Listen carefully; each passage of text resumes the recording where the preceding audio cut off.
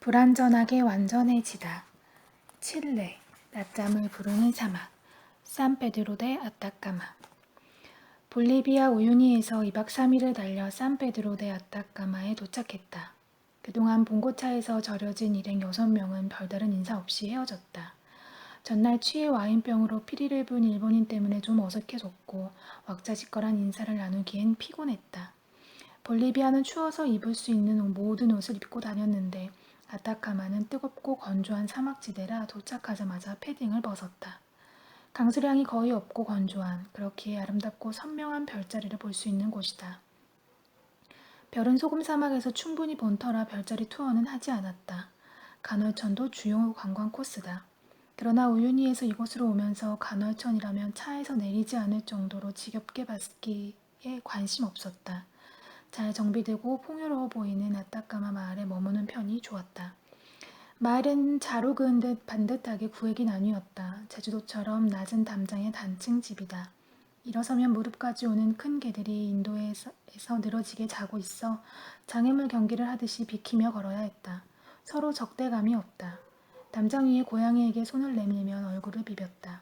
내가 묵은 게스트하우스의 도미토리는 페루나 볼리비아보다 5,000원 올랐을 뿐인데 온수가 펑펑 나왔으며 넓은 정원과 흐들 의자와 아일랜드 주방이 있었다. 슈퍼에서 야채를 사와 토마토 스파게티를 만들거나 한국인에게 얻은 오징어 짬뽕을 끓여 먹었다. 게스트하우스의 강아지는 네 발을 쭉 뻗어 낮잠을 자고 나는 그 옆에 맥주 6개입을 놓고 멍 때리곤 했다. 아쉽게도 정원의 선베드는 바람에 날아온 사막의 모래가 버석거려 눕지 못했다. 퍼져있기 좋아도 달의 계곡은 가야 했다. 달의 지형 같아 스타워즈의 촬영지였던 곳으로 아타카마 관광의 하이라이트다. 모래와 바람이 깎아낸 절벽과 조각들이 만든 계곡. 하지만 이마저도 우유니에서 내려오는 2박 3일 동안 비슷한 황량함을 잔뜩 본 후였다. 감흥을 느껴야 한다는 강박에서야 멋져 보였다. 얼른 게스트하우스로 돌아와서 강아지처럼 늘어지다가 깨끗한 샤워시설을 만끽하고 싶었다. 휴지가 있는 화장실도. 밤엔 설렁설렁 동네를 걷다가 무료한 직원이 있는 여행사에 들어갔다. 미처 몰랐던 소금호수 투어를 소개받았다. 염분이 높아 사해처럼 몸이 둥둥 뜨는데 눈에 물이 들어가면 실명할 수 있어요. 다음날 소금호수를 혼자 찾아갔는데 얼굴이 물에 닿을까봐 누가 짐을 훔쳐갈까봐 신경을 곤두세웠다. 소금호수에 이어 5m 정도 깊게 파인 라군에도 갔다. 그곳에선 다들 다이빙을 했다. 라오스에서 다이빙을 하다 떠오르지 못했기에 이번에는 마음을 단단히 먹었다. 인생의 즐거움을 놓치고 살 수는 없지. 다행히 몸은 떠올랐는데 헤엄을 치다가 힘이 빠져 허우적댔고 그곳에 있던 모두가 나를 구하거나 걱정해야 했다. 사실 힘이 빠졌다기보다 두려워서다. 내 수영 실력을 못 믿어서다. 함부로 나를 믿었다간 화를 당할 수 있다고 생각했다. 인생의 큰일은 넉넉던 때에 다가왔고 이전엔 상상도 못한 수준이었다. 그로 인한 아픔은 내 일부가 되었다.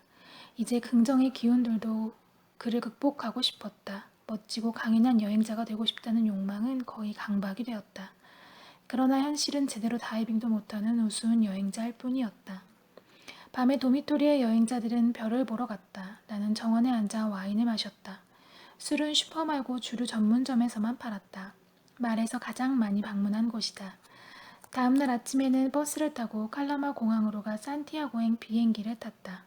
아타카마에 대해 알아보니 본래 볼리비아령이었으나 태평양 전쟁으로 칠레령이 되었다고 한다. 아타카마의 구리광산은 칠레 GDP의 1조를 할 정도로 알짜배기라고. 볼리비아는 해안선을 낀 아타카마를 뺏기면서 바다도 잃고 당연히 구리광산도 잃었다. 인터넷 백과사전에 누군가 안습이라고 등록해 놓았다. 볼리비아가 더 그리워졌다. 서울 친구 산티아고. 산티아고에 비가 내린다. 이 말의 의미도 모르고 산티아고에 갔다. 1973년 9월 11일 칠레 국영 라디오 방송은 맑은 날의 칠레의 엉뚱한 비 예보를 반복했다. 쿠데타 작전 개시를 알리는 암호였다. 이때 수천 명이 납치, 학살당했다는 역사도 칠레에 온 뒤에야 알았다. 내가 아는 칠레는 소설가 성석재가 출연한 다큐멘터리 속 모습이 다였다. 성석재 작가는 칠레 시골을 방문하여 소년을 만났다. 소년은 수줍지만 낯선 이에 대한 호기심 때문에 작가의 주위를 맴돌았다. 꼭 나 어릴 적 같았는데 성석재 작가 역시 나 어릴 적 같다라며 칠레인과 한국인은 비슷하다라고 말하였다. 그때부터 칠레에 정이 붙기 시작했다. 당시엔 칠레에 올 줄 생각도 못했다. 칠레는 그냥 우리와 비슷한 사람이 사는 세계에서 가장 긴 나라였다. 페루와 볼리비아를 거쳐 칠레의 아타카마에 이어 산티아고에 도착했다. 아타카마는 본래 볼리비아 땅이었던 사막 마을이니 칠레의 수도 산티아고가 처음 만나는 칠레나 다름없었다. 공항에 내려 버스를 타고 산티아고 시내 중심가로 들어오면서 조금 충격을 받았다. 마치 서울에 온 듯했다. 다큐멘터리에서 소년이 빙그르 돌던 그 칠레가 아니었다. 페루와 볼리비아의 오지 탐험에 지쳤던 나는 이 대도시를 양껏 누리고 싶어 설레었다. 주위에서 모험 야생을 좋아한다더니 역시 도시인일 뿐이란 소리를 할 정도였다. 우선 고장난 휴대폰을 고치기 위해 삼성 서비스 센터에 가야 했다. 빌딩 숲에서 한 군데를 찾아냈으나 삼성 제품을 파는 대리점이었다. 혹시 AS도 되냐라고 물었지만 그냥 충전기를 사는데 만족해야 했다. 이어서 거대한 은빛 쇼핑몰을 둘러보았다. H&M도 자라도 있었다. 개미지옥처럼 빠져나오지 못했다. 청바지와 블라우스와 티셔츠 등 여행자라면 사지 않을 물건을 샀다. 그래도 클럽에 가거나 도시를 산책할 때 스포츠웨어를 벗어나고 싶을 때 유용하게 입었으니 과소비는 아니었다.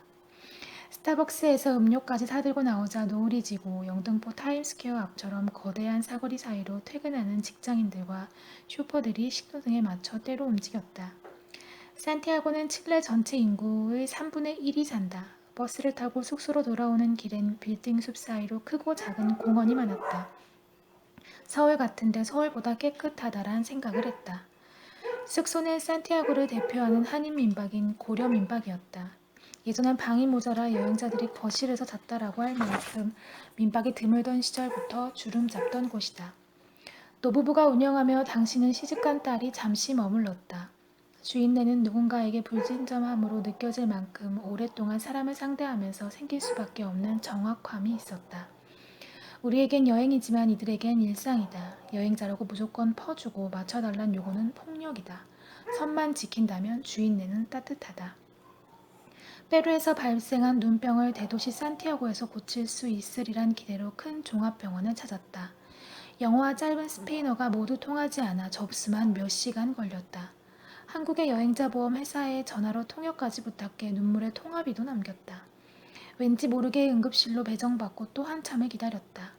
서울이나 여기나 종합병원은 엄청 기다리네라고 생각했다. 첫 번째 의사는 영어를 전혀 하지 못했다. 친절하여 구글 번역기를 끼고 애썼으나 안 되겠는지 영어가 되는 의사를 연결해줬다. 그는 현미경 같은 것으로 눈을 들여다보더니 이상 없다라고 하였다. 눈이 뿌옇다는데 이상이 없다니 결국 잘 모르겠다란 처방을 얻고 밤 10시가 돼서야 병원에 나섰다. 택시를 탔지만 잘못 내려 한참을 헤매다 민박집에 도착했다. 모든 가족이 나를 걱정하며 기다리고 있었다. 아침 먹고 병원 간다는 애가 밤 12시가 다 되어도 안 나타나니 말이다. 이곳의 식사 시간은 칼인데 나를 위해 순댓국을 남겨두었다. 배고프죠? 천천히 먹어요. 후에 주인의 따님과 여행자들은 술을 마시며 이야기를 나눴다. 그곳에 장기로 거주하는 하숙생도 있었다. 소주를 양주처럼 마시는 여행자도 있었다. 근처 한인마트에서 구입한 것이었다. 산티아고에서 한국 식품의 가격은 꽤 저렴했다. 소주가 4,000원으로 서울 식당에서 주문하는 격이다. 나 역시 고추장, 참기름, 깻잎 등을 사댔다. 특히 500원으로 특가 세일하는 사발면이 있었다. 어머 이건 사야 해. 10여 개가 되는 사발면을 다 먹을 즈음에 누군가 말해줬다. 유통기한이 2년 지났다고. 미리 알았더라도 샀을 거다. 여행 중에는 쿨해져서 좋다. 고려민박 근처에는 동대문처럼 저렴한 옷시장이 있었다. 시장 구경도 좋지만 대학가까지 걸어갔다. 길에는 수준 높은 그라피티가, 펍에는 젊음과 맥주와 음악이 넘쳐났다. 서울과 비슷한데 서울과 다른 낭만이 있네라고 생각했다. 프리워킹 투어를 할 때는 아르마스 광장, 산티아고 대성당, 모네다 궁 같은 유적지를 들르지만 세련된 여유가 흐르는 갤러리, 카페 거리 등도 들른다. 물론 산티아고에 있는 파블로 네루다의 집도 간다. 마지막은 남산격인 산 크리스토발 언덕에서 해산한다. 이곳에서 원하면 푸니쿨라를 타고 정상에 올라 도시를 조망할 수도 있다. 나도 도시에 왔으니 도시인답게 걷지 않고 푸니쿨라를 타기로 했다. 하차하니 동물원이 나왔다. 무라카미 하루키가 여행을 가면 그곳의 동물원에 간다고 한다. 그때부터 나도 이국의 동물원이 주는 국적 속의 무국적 동물들의 심드렁함을 좋아한다. 동물원은 관람객이 거의 없었다. 10명도 마주치지 않았다. 많은 동물도 자리를 비웠다. 다만 언덕에 동물원이 있으니 낙타 너머로 산티아고 풍경이 펼쳐졌다. 무국적 속의 무국적 속의 국적이다. 출구에서 핫도그를 사 먹으며 알았다. 이곳은 정상이 아니라 중간임을. 푸니쿨라는 정상까지 2번 서는데 모르고 중간에 내린 거다. 정상까지 올라가려고 길을 찾았으나 걷다 보니 하산했다. 이놈의 길치. 다시 티켓을 사는 게 아까워 걸어 올라갔는데 어제 산 청바지를 입고 뜨거운 태양 아래 걷자니 쉽지 않았다. 산 정상에 마리아상이 닿을 듯 닿지 않았다. 다음엔 제대로 푸니쿨라에서 내려 수영장까지 다녀오리라 다짐했다. 도심이 한눈에 내려다 보이는 야외 수영장 간판을 발견한 것이다. 다음날 다시 왔으나 시즌이 끝나 영업을 하지 않았다. 산티아고의 마지막 이틀은 또 다른 한인 민박 까사 아르볼에서 보냈다. 이스터 섬에 같이 가기로 한 여행자가 이곳에 머물렀기 때문이다. 민박집은 40쯤 여성 2명이 운영하고 있었다. 왜 그들이 이곳에 왔는지는 물어보지 않았다. 이민 온 한인에겐 각자의 사정이 있으니까. 언니들은 무척 친절했다. 이스터 섬에 머무는 5일 동안 짐도 맡아주었다. 위치는 시내에서 조금 떨어져 있지만 그래도 괜찮은 동네였다. 중앙 수산시장에서 해산물 요리를 실컷 먹고 밤에는 근처 슈퍼로 와인을 사러 갔다. 언제나 가장 싼 와인을 골라도 항상 맛있었다. 여행의 맛, 칠레 와인의 맛 때문이라. 산티아고에서 와이너리 투어를 자주 간다. 나 역시 우둔라가라는 와이너리를 버스 타고 갔다. 1만 원 정도를 내면 와이너리를 투어하고 와인 테이스팅도 할 수 있다.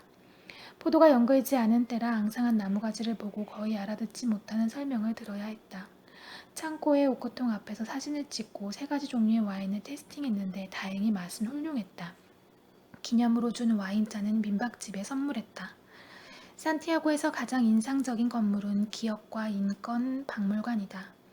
칠레 군사 정권의 상처를 기록하고 희생자를 추모하는 곳으로 매우 현대적이고 멋진 건물이었다. 안에는 당시의 참혹한 상황을 말해주는 영상과 사진이 전시돼 있다. 한편에는 희생자의 사진도 걸려 있었다. 누군가의 딸, 누군가의 친구, 그리고 나일 수도 있는 희생자의 사진을 보니 눈물이 났다.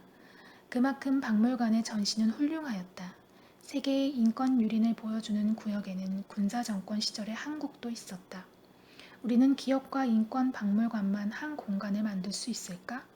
미화나 확대 없이 있는 그대로 보여주며 희생자를 진심으로 추모하기에 관람객을 고개 숙이게 만드는 공간.